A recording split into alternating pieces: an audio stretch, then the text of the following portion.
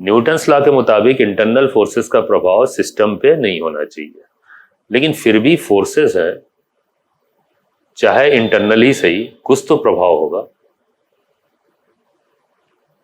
तो यहां पे कंफ्यूजन ना क्रिएट हो, इसलिए मैं आपको स्पष्ट रूप से दिखाता हूं कि इंटरनल फोर्सेस आते कैसे हो, कहां उनका प्रभाव है, कहां नहीं है। ठीक, तो देखिए ये एक एग्जाम्पल है, इसमें आपको बहुत स्पष्ट रूप से समझ में आएगी बात। ये एक मास है m1, या ब्लॉक कह लें, एक ब्लॉक है m1 मास का, और एक ब्लॉक और रखा हुआ है m2 मास का, और ये सरफेस है। इस m1 मास के ब्लॉक को, जो ब्लॉक 1 है, इसको F फोर्स से, जो कि एक्सटर्नल फोर्स है, हम पुश करेंगे या चलाएंगे इसे। अब क्या होगा कि ये ब्लॉक चलता हुआ जाएगा, भाई एक्सलेट करने लगेगा, और चूंकि रास्ते में वो वाला ब्लॉक रखा हुआ है तो उससे जाके कोलाइड करेगा।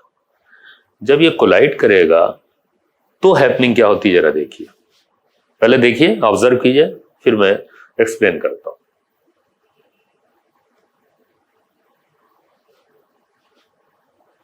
देखिए ध्यान से क्या क्या चीजें आ रही हैं। अब देखिए जैसे ही कोलिजन हो रहा है, ये कुछ फोर्सेस जो हैं एक्शन रिएक्शन के फॉर्म में यहां पे बन रहा है, जो हम लोगों ने न्यूटन्स थर्ड लॉ में पढ़ा था, एक्शन रिएक्शन। वैसे ये देखिए, और जानते हैं पूरा सिस्टम एज ए होल, ये दो बॉडीज हो गई, ये पूरा सिस्टम बन जाएगा जब ये कांटेक्ट में आएगा। पूरा सिस्टम एज ए होल एक एक्सलेशन से जा रहा है। ठीक, हुआ क्या कि आप सोचें, ये बॉडी पे जब फोर्स लगाएगा तो ये चली, और जाके जब वो टकराती है तब वो दूसरी बॉडी m2 बॉडी, जो सेकंड बॉडी है, वो चलना शुरू करती है। अब ये बताएं कि m2 बॉडी को किसने चलाया, सोचने वाली बात है। भाई देखें, स्पष्ट है कि m1 बॉडी को तो F फोर्स ने चलाया, ठीक है, F फोर्स लगा, ये चल रही है ऐसे, ये देखिए जा रही है, ये F फोर्स ने इसे चलाया है। लेकिन m2 बॉडी को क्या ये F फोर्स ही चला रहा है डायरेक्ट? अगर ये F फोर्स चला रहा होता तो बॉडी वो भी चल रही होती अभी। आप ध्यान से देखें कि वो बॉडी m2 बॉडी जो है वो शुरू में नहीं चल रही है, शुरू में तो सिर्फ m1 बॉडी चल रही है, और जबकि फोर्स F आ चुका है तभी तो m1 बॉडी चल रही है।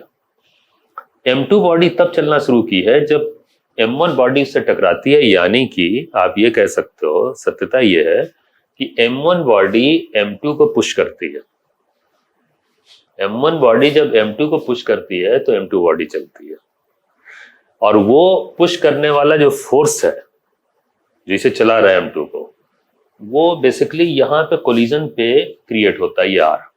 आप ध्यान दें, ये R फोर्स किसने क्रिएट किया, सोचने वाली बात है। फिर से देखें, ये जो R फोर्स है, इससे m2 बॉडी चली, ये किसने क्रिएट किया? ये m1 ने क्रिएट किया। जब m1 जाके उससे टकराई तो m2 बॉडी पे उसने R फोर्स क्रिएट किया, उसी से तो m2 बॉडी आगे बढ़ी। ये m2 बॉडी उधर कैसे बढ़ी? जब m1 बॉडी उससे टकरा के ये R फोर्स क्रिएट कर रही है तो वो बढ़ रही है। ठीक, इसे ये पूरा सिस्टम बन गया, तो m1 के साथ m2 बढ़ी। और ये भी सत्य है कि जब कोलिजन होगा और ये एक्शन फोर्स क्रिएट हुआ R, तो उसका ये R रिएक्शन हुआ। तो बेसिकली देखा जाए तो m1 बॉडी ने m2 पे ये R फोर्स लगाया, और वहीं पे m2 बॉडी ने रिएक्ट करते हुए m1 बॉडी पे ये वाला R फोर्स लगा दिया। तो जो सा फोर्स, इंटरनल फोर्स, यही इंटरनल फोर्सेस है, ये पूरा सिस्टम एज ए होल हो गया, ये इंटरनल फोर्स है, इसको आप बोलेंगे इंटरनल फोर्स। ये जो फोर्सेस बन रहे हैं इसमें दोनों बॉडी के लिए है, और जो सा फोर्स जिस बॉडी पे बना है उसी पे लग रहा है, जिस बॉडी के इनसाइड बना है। ये R m2 बॉडी पे और ये R m1 बॉडी पे। अब इसका प्रभाव क्या हुआ देखें, आप खुद देखो कि अगर m2 बॉडी रास्ते में ना होती तो m1 बॉडी बिना किसी हिंड्रेंस के तेजी से आगे बढ़ती चली जाती। लेकिन हुआ क्या, जब ये कोलाइड किया, टकराया, तो आप देखो इसकी स्पीड कम हुई है। m1 बॉडी की स्पीड ज्यादा थी, लेकिन कोलिजन के बाद इसकी स्पीड कम हुई है। क्यों कम हुई है? उसका रीजन ये है कि m2 बॉडी ने एक R फोर्स इस पर क्रिएट कर दिया उल्टा। ये R फोर्स m1 बॉडी के रिटार्डिंग फोर्स हो गया, m1 बॉडी के लिए रिटार्डिंग फोर्स हो गया, अपोज करने वाला। जबकि वहीं पे ये दूसरा R जो M1 ने M2 पे लगाया है उससे एक्सेलरेट करने वाला हो गया।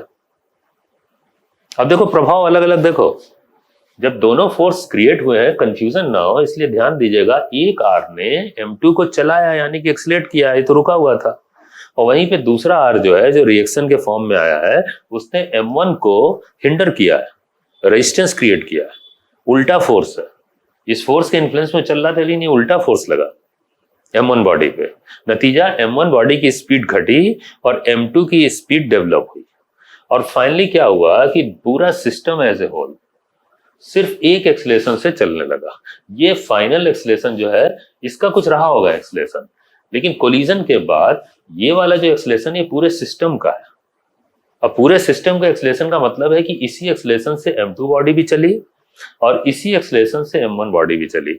हुआ क्या कि पहले M1 बॉडी का एक्सेलरेशन रहा होगा कुछ, लेकिन कोलिजन के बाद एक्सेलरेशन घटा होगा, क्योंकि इस फोर्स को इस आर ने अपोज किया, तो इसका एक्सेलरेशन तो घटा और इसमें तो एक्सेलरेशन था ही नहीं, इसमें डेवलप हो गया।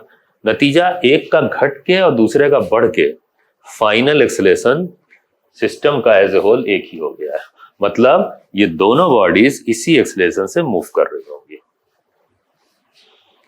अब आती है बात कि ये जो फोर्सेस है एफ और आर, ये डबल आर जो है एक्शन रिएक्शन के फॉर्म में ये है क्या, तो अभी बात स्पष्ट हो गई कि इसमें आप जान लें कि ये जो एक्सटर्नल फोर्स लग रहा है, मतलब ये बाहर से साफ दिख रहा है, बाहर के किसी सिस्टम, ये देखिए ये बॉडीज जो है ना, ये सिस्टम के अंदर ये बॉडीज ने ये दोनों फोर्स आपस में क्रिएट किया है, ये पूरा सिस्टम है, लेकिन ये वाला फोर्स जो है वो एक्सटर्नली लगाया गया है, ये एक्सटर्नल फोर्स है, और ये जो दोनों आर है ना यही इंटरनल फोर्सेस है,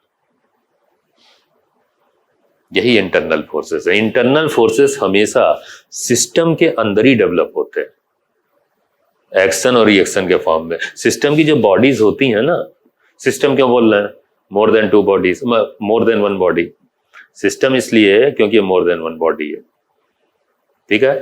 तो ये सिस्टम के अंदर जो ये बॉडीज है ये आपस में एक दूसरे पे एक्शन रिएक्शन करके ये इंटरनल फोर्सेस क्रिएट की।